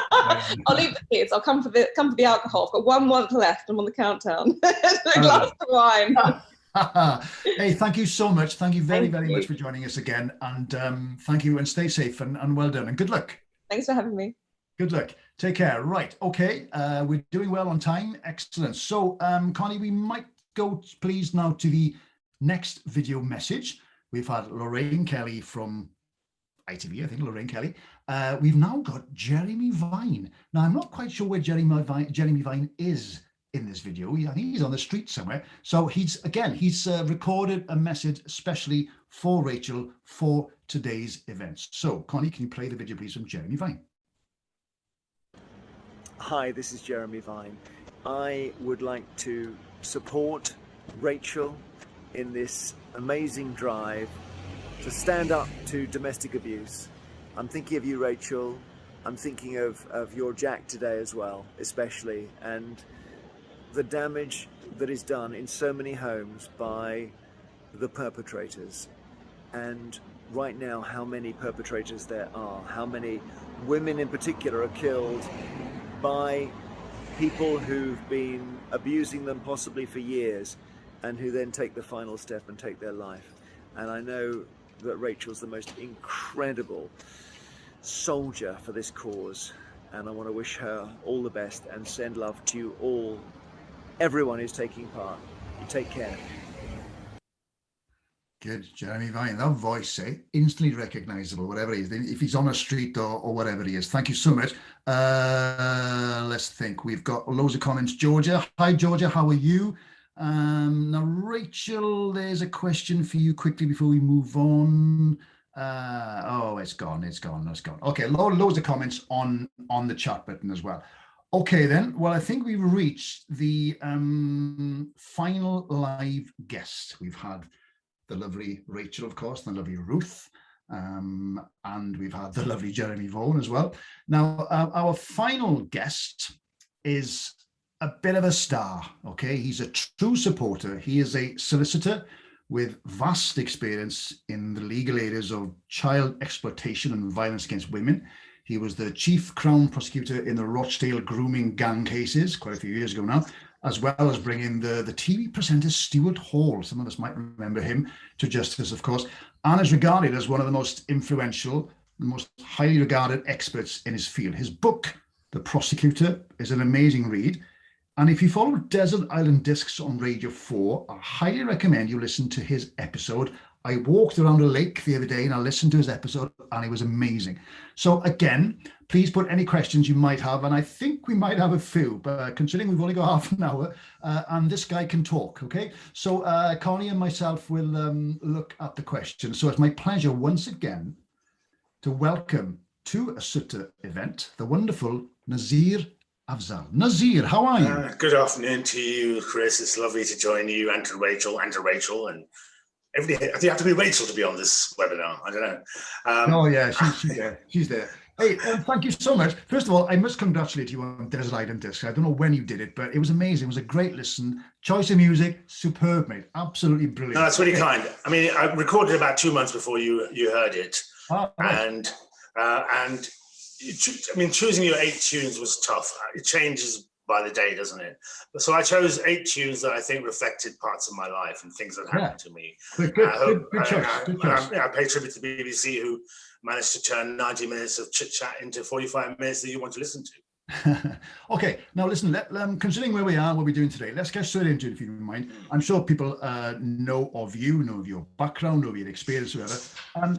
Can I ask you, first of all, have you seen much change since the Rochdale sex grooming gang incidents, or whatever the word is, whom you brought to trial, of course, in terms of how women and girls are treated today? So how many years ago was that?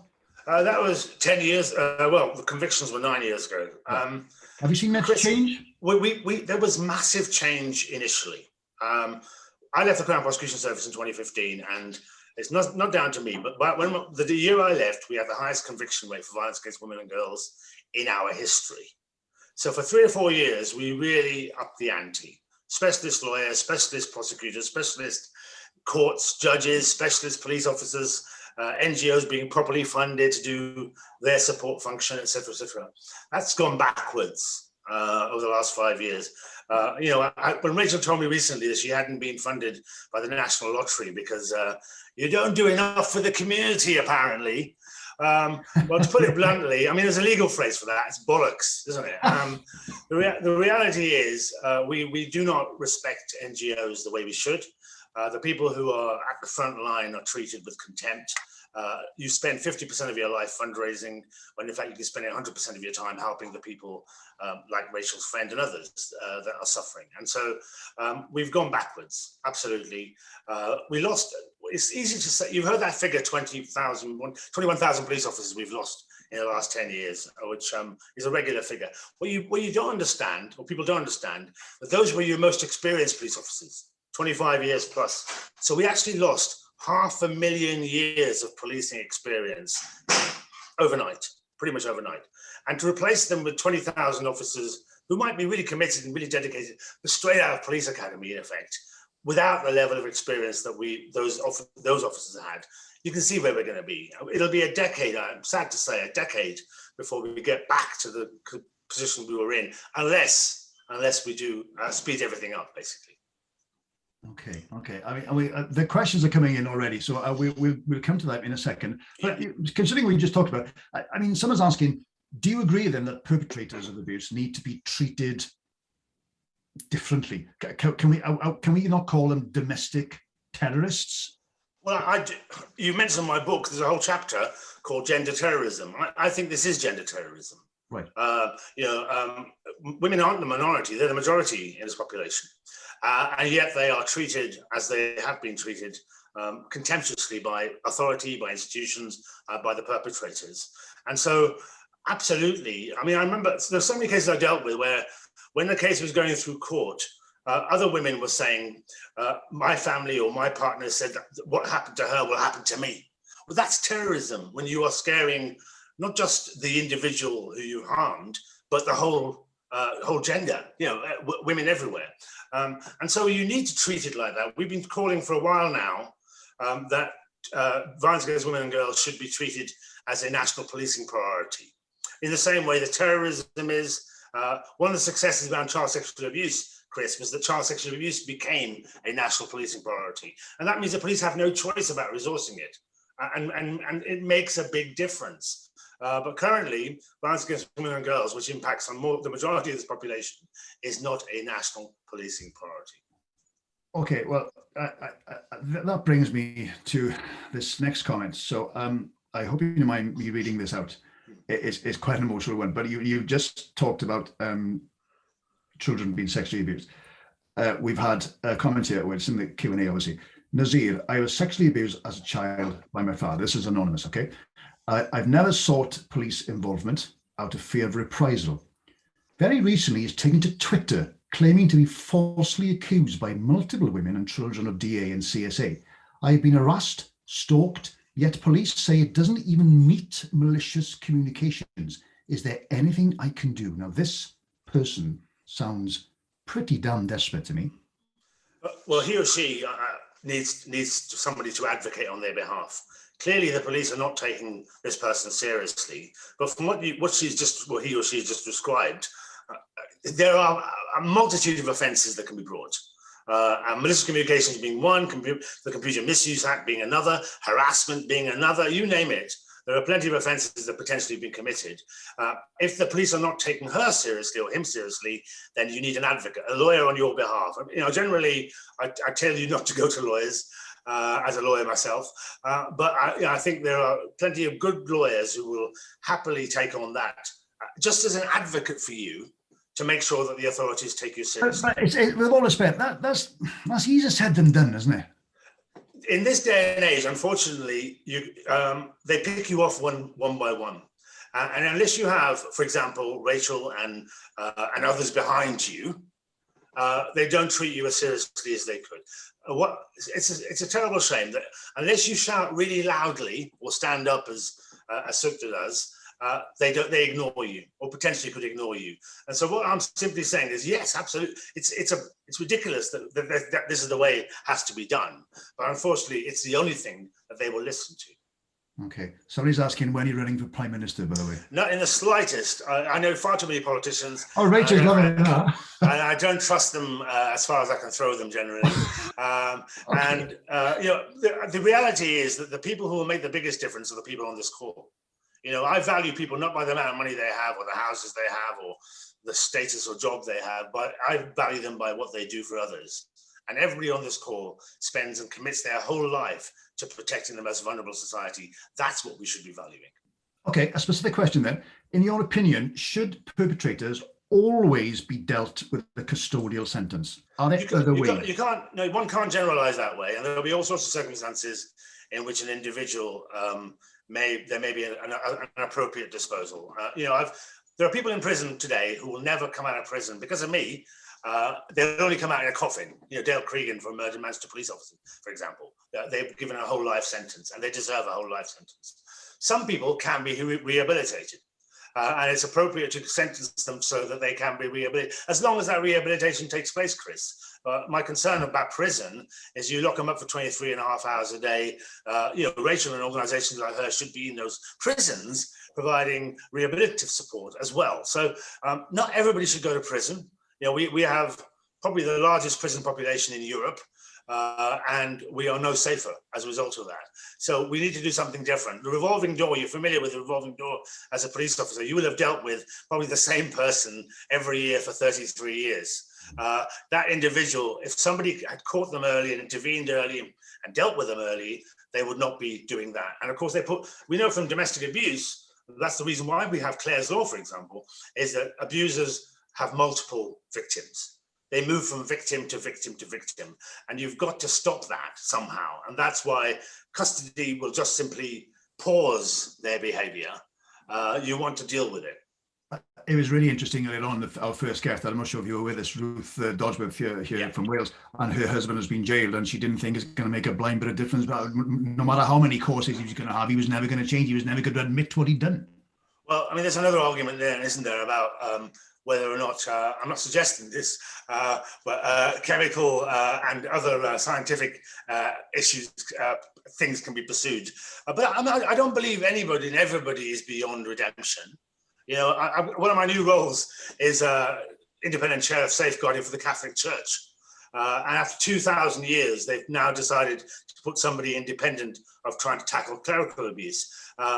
It's only taken 2,000 years, by the way. So I think it's important for people to realize that you know, people do change if you work with them. And some people are beyond change. And if they are, then there's only one place for them. So I'm not one of these people that, you know, thinks that everybody should be let out and treated with a fluffy cotton wool or something. No, the right sentence for the right people. Okay. Let's move on then. What do you think we've talked about police, so we've had a chief constable of the police already here. What's the relationship like, in your opinion, between police forces, professionals, experts, and the people who have been through this abuse? Is it time to listen more to those who have actually lived it? That's a very important word. Two words I always mention when I talk to professionals is listen and believe. Those two words. And let me start with the word listen. Listen is one of those words that leaders just don't understand. They think talking is what leaders do. Leaders need to listen more. And particularly with victims. Victims often don't relay what happened to them in the first conversation you have with them. It takes a while building up trust. So you need to listen to people more than anything else. Secondly, believing. Now, the kinds of cases I've dealt with over the years, the best example I can give you is when I prosecuted Stuart Hall, you mentioned that. He was found guilty of the abuse of 11 women and girls and not guilty of one. And I went to the one that, who was now an adult, and I went to her and I said, I'm really sorry that I couldn't give you closure. And she looked at me and said, Nazir, you gave me closure the moment you believed me. It started, my rehabilitation recovery started when somebody in authority believed me. Wow. Then you investigate it. You can investigate it. That's what we should be. If you were a burglary victim, Chris, and you went into a police station and said you've been burgled, the officer will not say to you, don't believe you. They'll say, thank you very much for your report. We will now investigate it. And that's what they should be doing with sexual abuse, physical abuse, domestic abuse, violence against women and girls. But unfortunately, they often approach these things with skepticism. And skepticism means that you're less than zero. And being able to get to a point where you've got a case is even harder. So I urge people to listen more, to believe more, and you will understand. When we did some research, Crown Prosecution Service in 2013, when I was still there, we found of all the rape allegations that we had to deal with, and you hear this quite commonly, some of them lie. You heard that one? We did the research, and you know what? 0.3% of those who reported were subsequently prosecuted for perjury or prevent the course of justice. So 1 in 300 had lied. Now, that's a good suggestion to you and I that people should start believing. Okay, I'm on the same subject in a way. This is, again, anonymous. Education. Now, why is it in schools, on the workplace, but certainly school, abuse is downplayed, if you like, and dismissed as bullying? It's a generational thing, maybe, I'm not quite sure, but why isn't it called out for what it is? Abuse. Is it? There's a lot of responsibility on education establishments, obviously on governments, on schools, on local authorities, and that kind of thing. Yes, can we not do more to improve? Of course we can. And I think Wales, in many respects, is a leader here. We've got mandatory relationship sexuality education in our schools. England is following, well, may follow suit, we don't know. But we're professionals.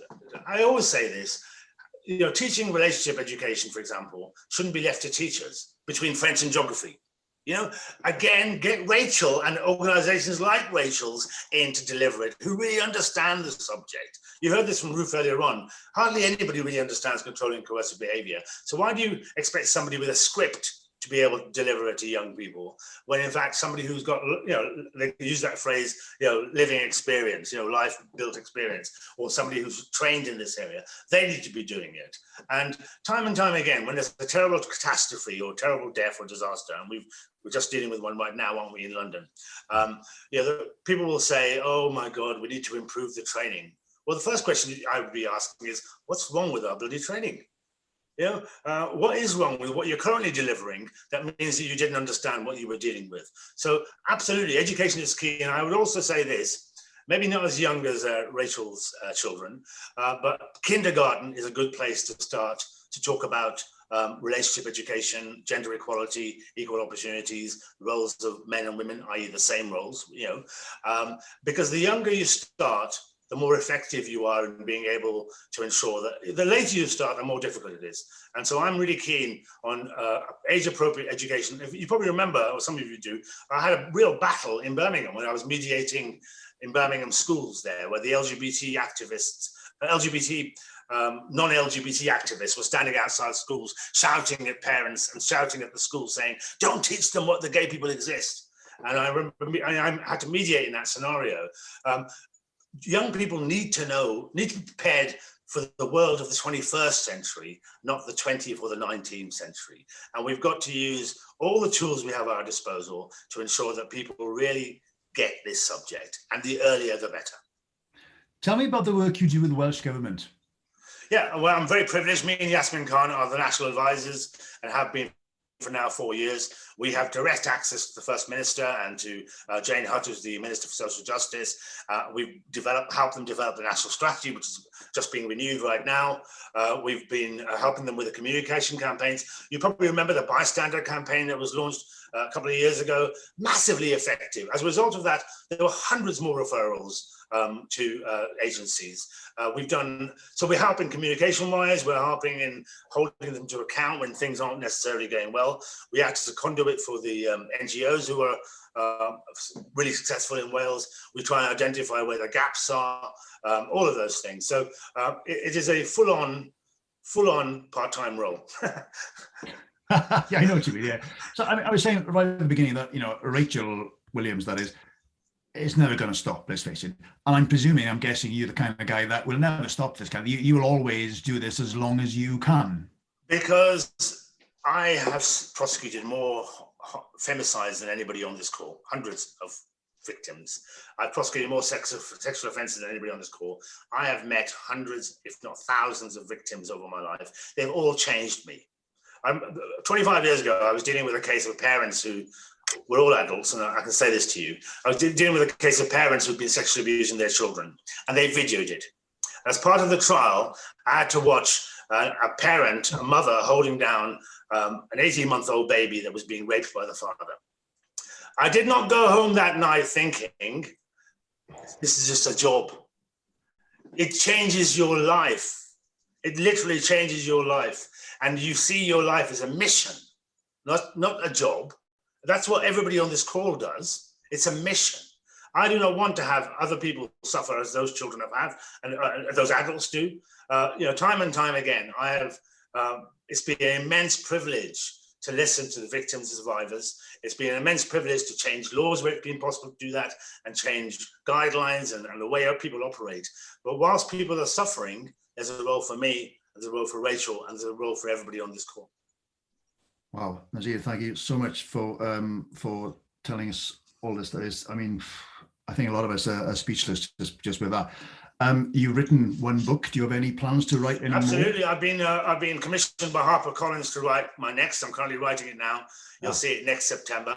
And of course, this book, the one I've just written, is being turned into British drama. So five-part drama. A very handsome actor will be playing me, and so I'm very happy about that. And hopefully and it's being produced by Keely Hawes, who you will know from Line of Duty and The Bodyguard, and you will hopefully see that at the end of next year, early 2023. Wow. Well, with that, what a fantastic way to end. Thank you so much. Well, Nari, I mean, what can I say? Absolute pleasure. It's an honor to know you, and thank you so much. I can highly recommend the book. I can highly recommend Rachel's book as well, of course. But Nazir, thank you so much. Thank you for your time. Thank you for the support, obviously, once again, for Rachel and SUTDA. We'll never stop. Rachel is as close to a friend as I have, and we hardly spend any time together. I want to make sure that National Lottery and organisations that currently treat her like shit treat her with the respect that she deserves. And I tell you what, I would love to hear a conversation. I don't think you'd ever stop talking between the two of you. Oh my word. We share the stage. We shared the stage, me and Nazir. Hopefully, if we are back to some kind of normality next year on a stage, Nazir, I hope to God that you will join us. Thank you so much. Thank you very much. And thank you again for the comments and the questions again. And there's a few comments in the chat button as well. Okay, so we've got one last video message. It's from, well, Judge Rinder, he's known as, but I think his name is Robert. Is it Robert Rinder? So Judge Rinder. So Connie, can you play this last video message, please? First of all, thank you, Rachel, for a decade of campaigning, for being a light in the darkness of domestic violence, and reminding us all that it's critical that with your work, your campaigning, we all have a responsibility to stand up against this. Only with education, with proper funding, can we be the light that stops this. Rachel, thank you so much. Good, thank you. Thank you, Judge Rinder, or Rob, as I know him.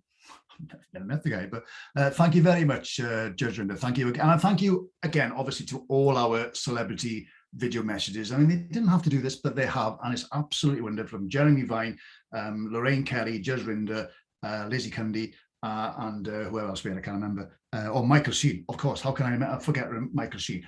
Okay, now that we're coming towards the end, it's now 10 to 6. Yes, okay. Please keep the questions coming. Okay, this is the last chance really to ask any of the questions in the Q&A. Obviously, keep the chat function going as well. I think we'll now go to, before I ask Rachel to sort of say a few words towards the end, I think we'll have another song. And this is a live song.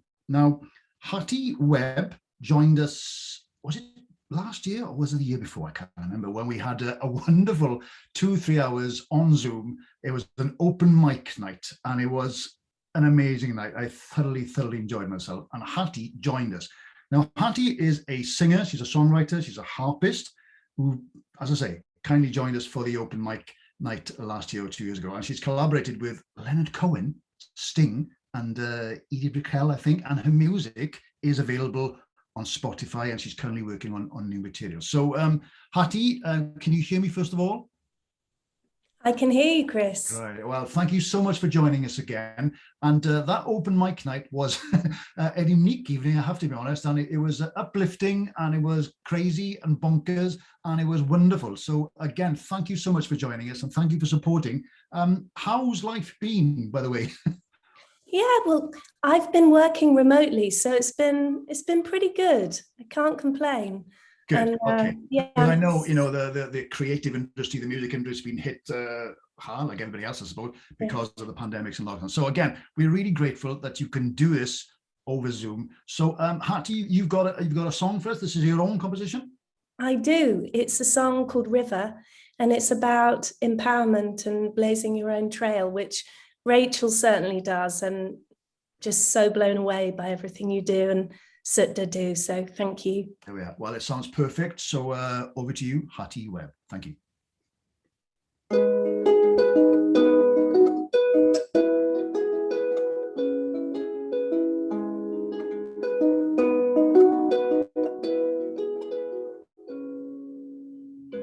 I've made a decision to throw away the letters that I've kept for years. I don't need permission, just sitting in a room full of souvenirs. Turning a new page, I can't wait, didn't think I had it in me.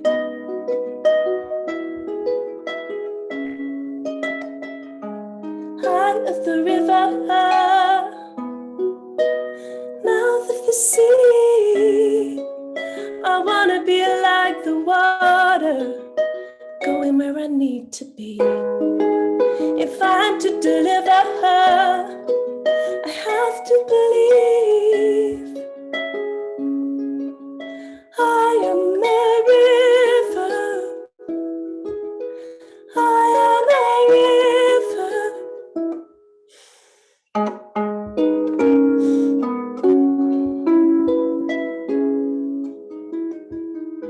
It's part of my condition. It's hard to let go of the devil that you know. And now I'm in remission, packing up my boxes, letting it all go. Starting a new day, I can't wait, didn't think I had it in me.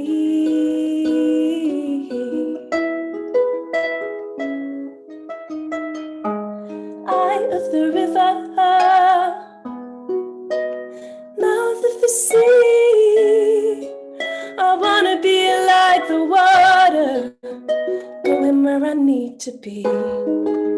If I'm to deliver, I have to believe I am a river, I am a river. 100 times the well-worn lines, they drag me down and they pull me under. And I wonder, in this life of mine, can I make the climb? Can I turn the tide one more time? Oh.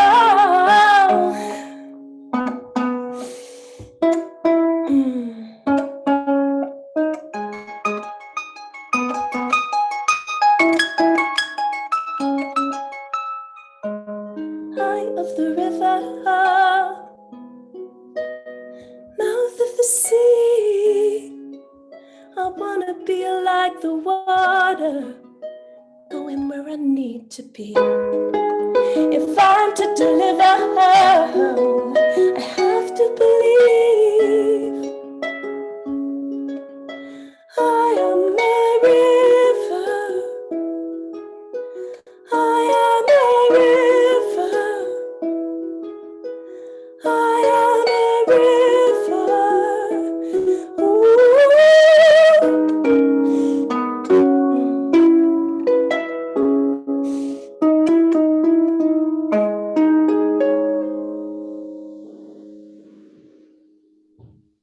Wow, Hattie, thank you very, very much. Oh, people love that. Absolutely wonderful song, beautiful words, beautiful voice. Somebody saw you sing with Leonard Cohen. They loved your voice. Absolutely wonderful, Hattie. Wonderful, Hattie. Well done, Hattie. It's all good, Hattie, basically. It's all fantastic. So excellent. Thank you so much. I mean, so many comments. Beautiful.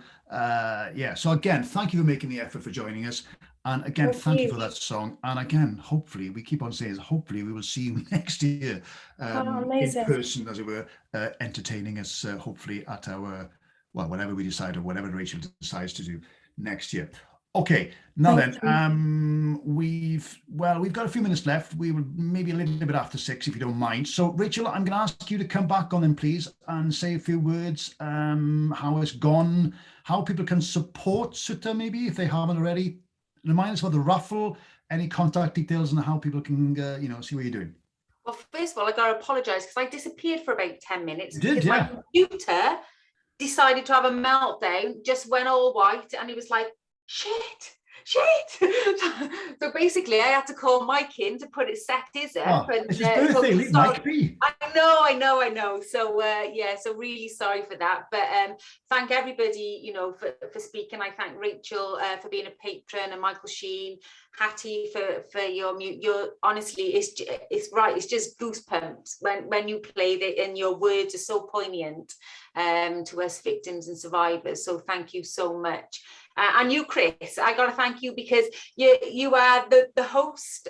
Well, the bestest host. I can say the hostess with the mostess, but I shouldn't say that. But you are amazing, and you're always ready to help. And so thank you so much. And to Ruth and Nazir, I could listen to him all bloody day and night. And when we shared a platform up in Leeds, I mean, he spoke for a whole hour, unscripted. Basically they had to get him off because he would have carried on. And I mean, he's a book of knowledge, and he's amazing. And I just want to thank everybody that actually supports what I do, because I've got the drive, I've got the passion, and obviously it was the 10-year anniversary of the shooting this year, which was back in August. It's 10-year memoriam for my son Jack on Sunday. Obviously he took his life because of one man's actions, and that's why I do what I do, because I always vowed after reading my IPCC report and my serious case review that I never wanted another family to be failed the way we were failed. To have 36 police officers deal with your case in 6 weeks, so you can imagine the mishaps, what got dropped, missed, never got handed over, and that's why I said I'm not going to stop until either domestic abuse is no more or it is a minority.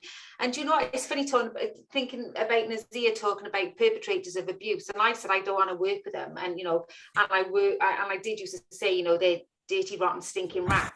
Basically, got no time for him. But I actually sat on a perpetrator course this week with my friend up in Nofiat, up in Scotland, Lynn, and there was probably 12 men on there, and I come off there, and I said to my friend Lynn, I said, listen, there's got to be one of those on there with at least a drop of empathy. I said, and if you've got a drop of empathy, if we share our stories, because she's got a big story to share, and obviously with my story talking about Jack, the effect of your what your actions could be doing to your children, I said perhaps we might be able to tune in. If not, then the way to deal with them is keep locking them up. I mean, and that's the only way. If they don't conform, lock them up. But I think this is something I'm really considering doing, is trying to, I think, going into to that angle of it as well, and to see if I can actually tune into some of these perps and show them the damage that they do. Rachel, somebody's asking me, you can't say it now, obviously, a direct contact for Nazir, as we're currently trying very hard to get into education on our island. I'm not quite sure where the island is. So if they email me at rachel.williams@sutda.org, then I can do that. There we go. Yeah. And maybe quickly tell us about this raffle. Tell us about this shirt, by the way. Right, so the shirt I've got, which I'm raffling, is it's not a shirt that you just pick up in the shop. Apparently, it would have been one of the players' shirts they would have wore had Scotland played Wales last year. Ah, right. So it's actually a proper rugby player shirt. What one of the one of the players would have wore. They've all signed it. So it's on my website. I did put a link earlier on. It's on my website under SUTDA 21. The tickets are £5. It's an automatic electronic raffle that's going to take place tomorrow. So I'll just be emailed the winner, and then I'll have to send the shirt off. So yeah, And the money will just go towards delivering programmes for women. Okay, somebody's asking, do we get the rugby players as well? I began them first, and then you could have them then, yeah. Okay, good. Thank you, Rachel. Thank you very much. Somebody's just reminded me, Sky News tonight, 7 p.m. There's an item about children being removed. I'm not quite sure. And then Jane Monckton Smith, her book In Control, or as I call it, Debbie Harry. That's always available, and that's a fantastic read. And talking about books, don't forget Nazir's book is amazing, but Rachel's book is still on sale, Rachel, and it's still one of the best sellers. Well, yeah, it goes up and down. Like I wanted to say something then, and I just stopped myself saying something then. But yeah, so it's yeah, it goes up and down. But I'm scheduled to do another book. Penguin have, you know, they've signed me up for 2 books. I don't know what I'm going to talk about next one, but okay. Okay, no, that's fine. Okay, then, well, unless there's something else, Rachel, if you think of something else. Connie, thank you so much. Do you want to say something, or Sally, on behalf of Safe Lives very quickly? No, that's a no, that's a shake of the head, definitely not. Okay, well, thank you, Sally. Thank you, Connie. Thank you to all our guests, our amazing messages. I mean, it's been absolutely incredible. I'm just looking at the participants now. It's 212, so it's fantastic. It really is. Thank you so much for the questions in the chat. I apologize if we haven't had time to go through all of them. It's now just gone after 6. So there's one more thing, okay, we need to do. Now, don't forget, if you are on social media, hashtag SUTDA21, SUTDA21, okay? So I want you all now literally, and I mean literally, to stand up this very moment. Hattie, you might have to put the harp down. Show your support, basically, and post any photos of yourself standing up on social media. Don't forget the hashtag SUTDA21. So can we all just do that now? Please literally stand up and take a picture. Is that okay? I'll get my phone on.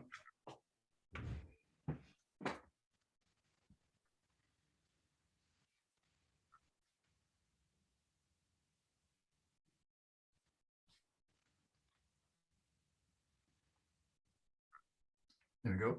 I'm not quite sure how that worked, but because I can't see anybody, apart from our presenters, obviously, I have no idea if you did it or not, but thank you so much if you did.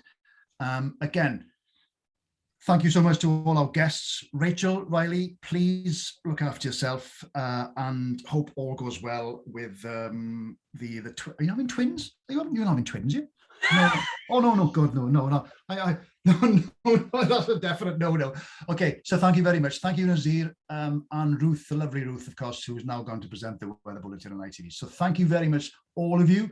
Rachel, it's been a pleasure and an honour once again, and hopefully we'll all be together next year, somewhere, sometime, in the Celtic Manor or wherever, and I'm really, really looking forward to seeing you all there. So thank you so much. Have a great evening, have a great weekend. And as I say in Wales, no star. Thank you.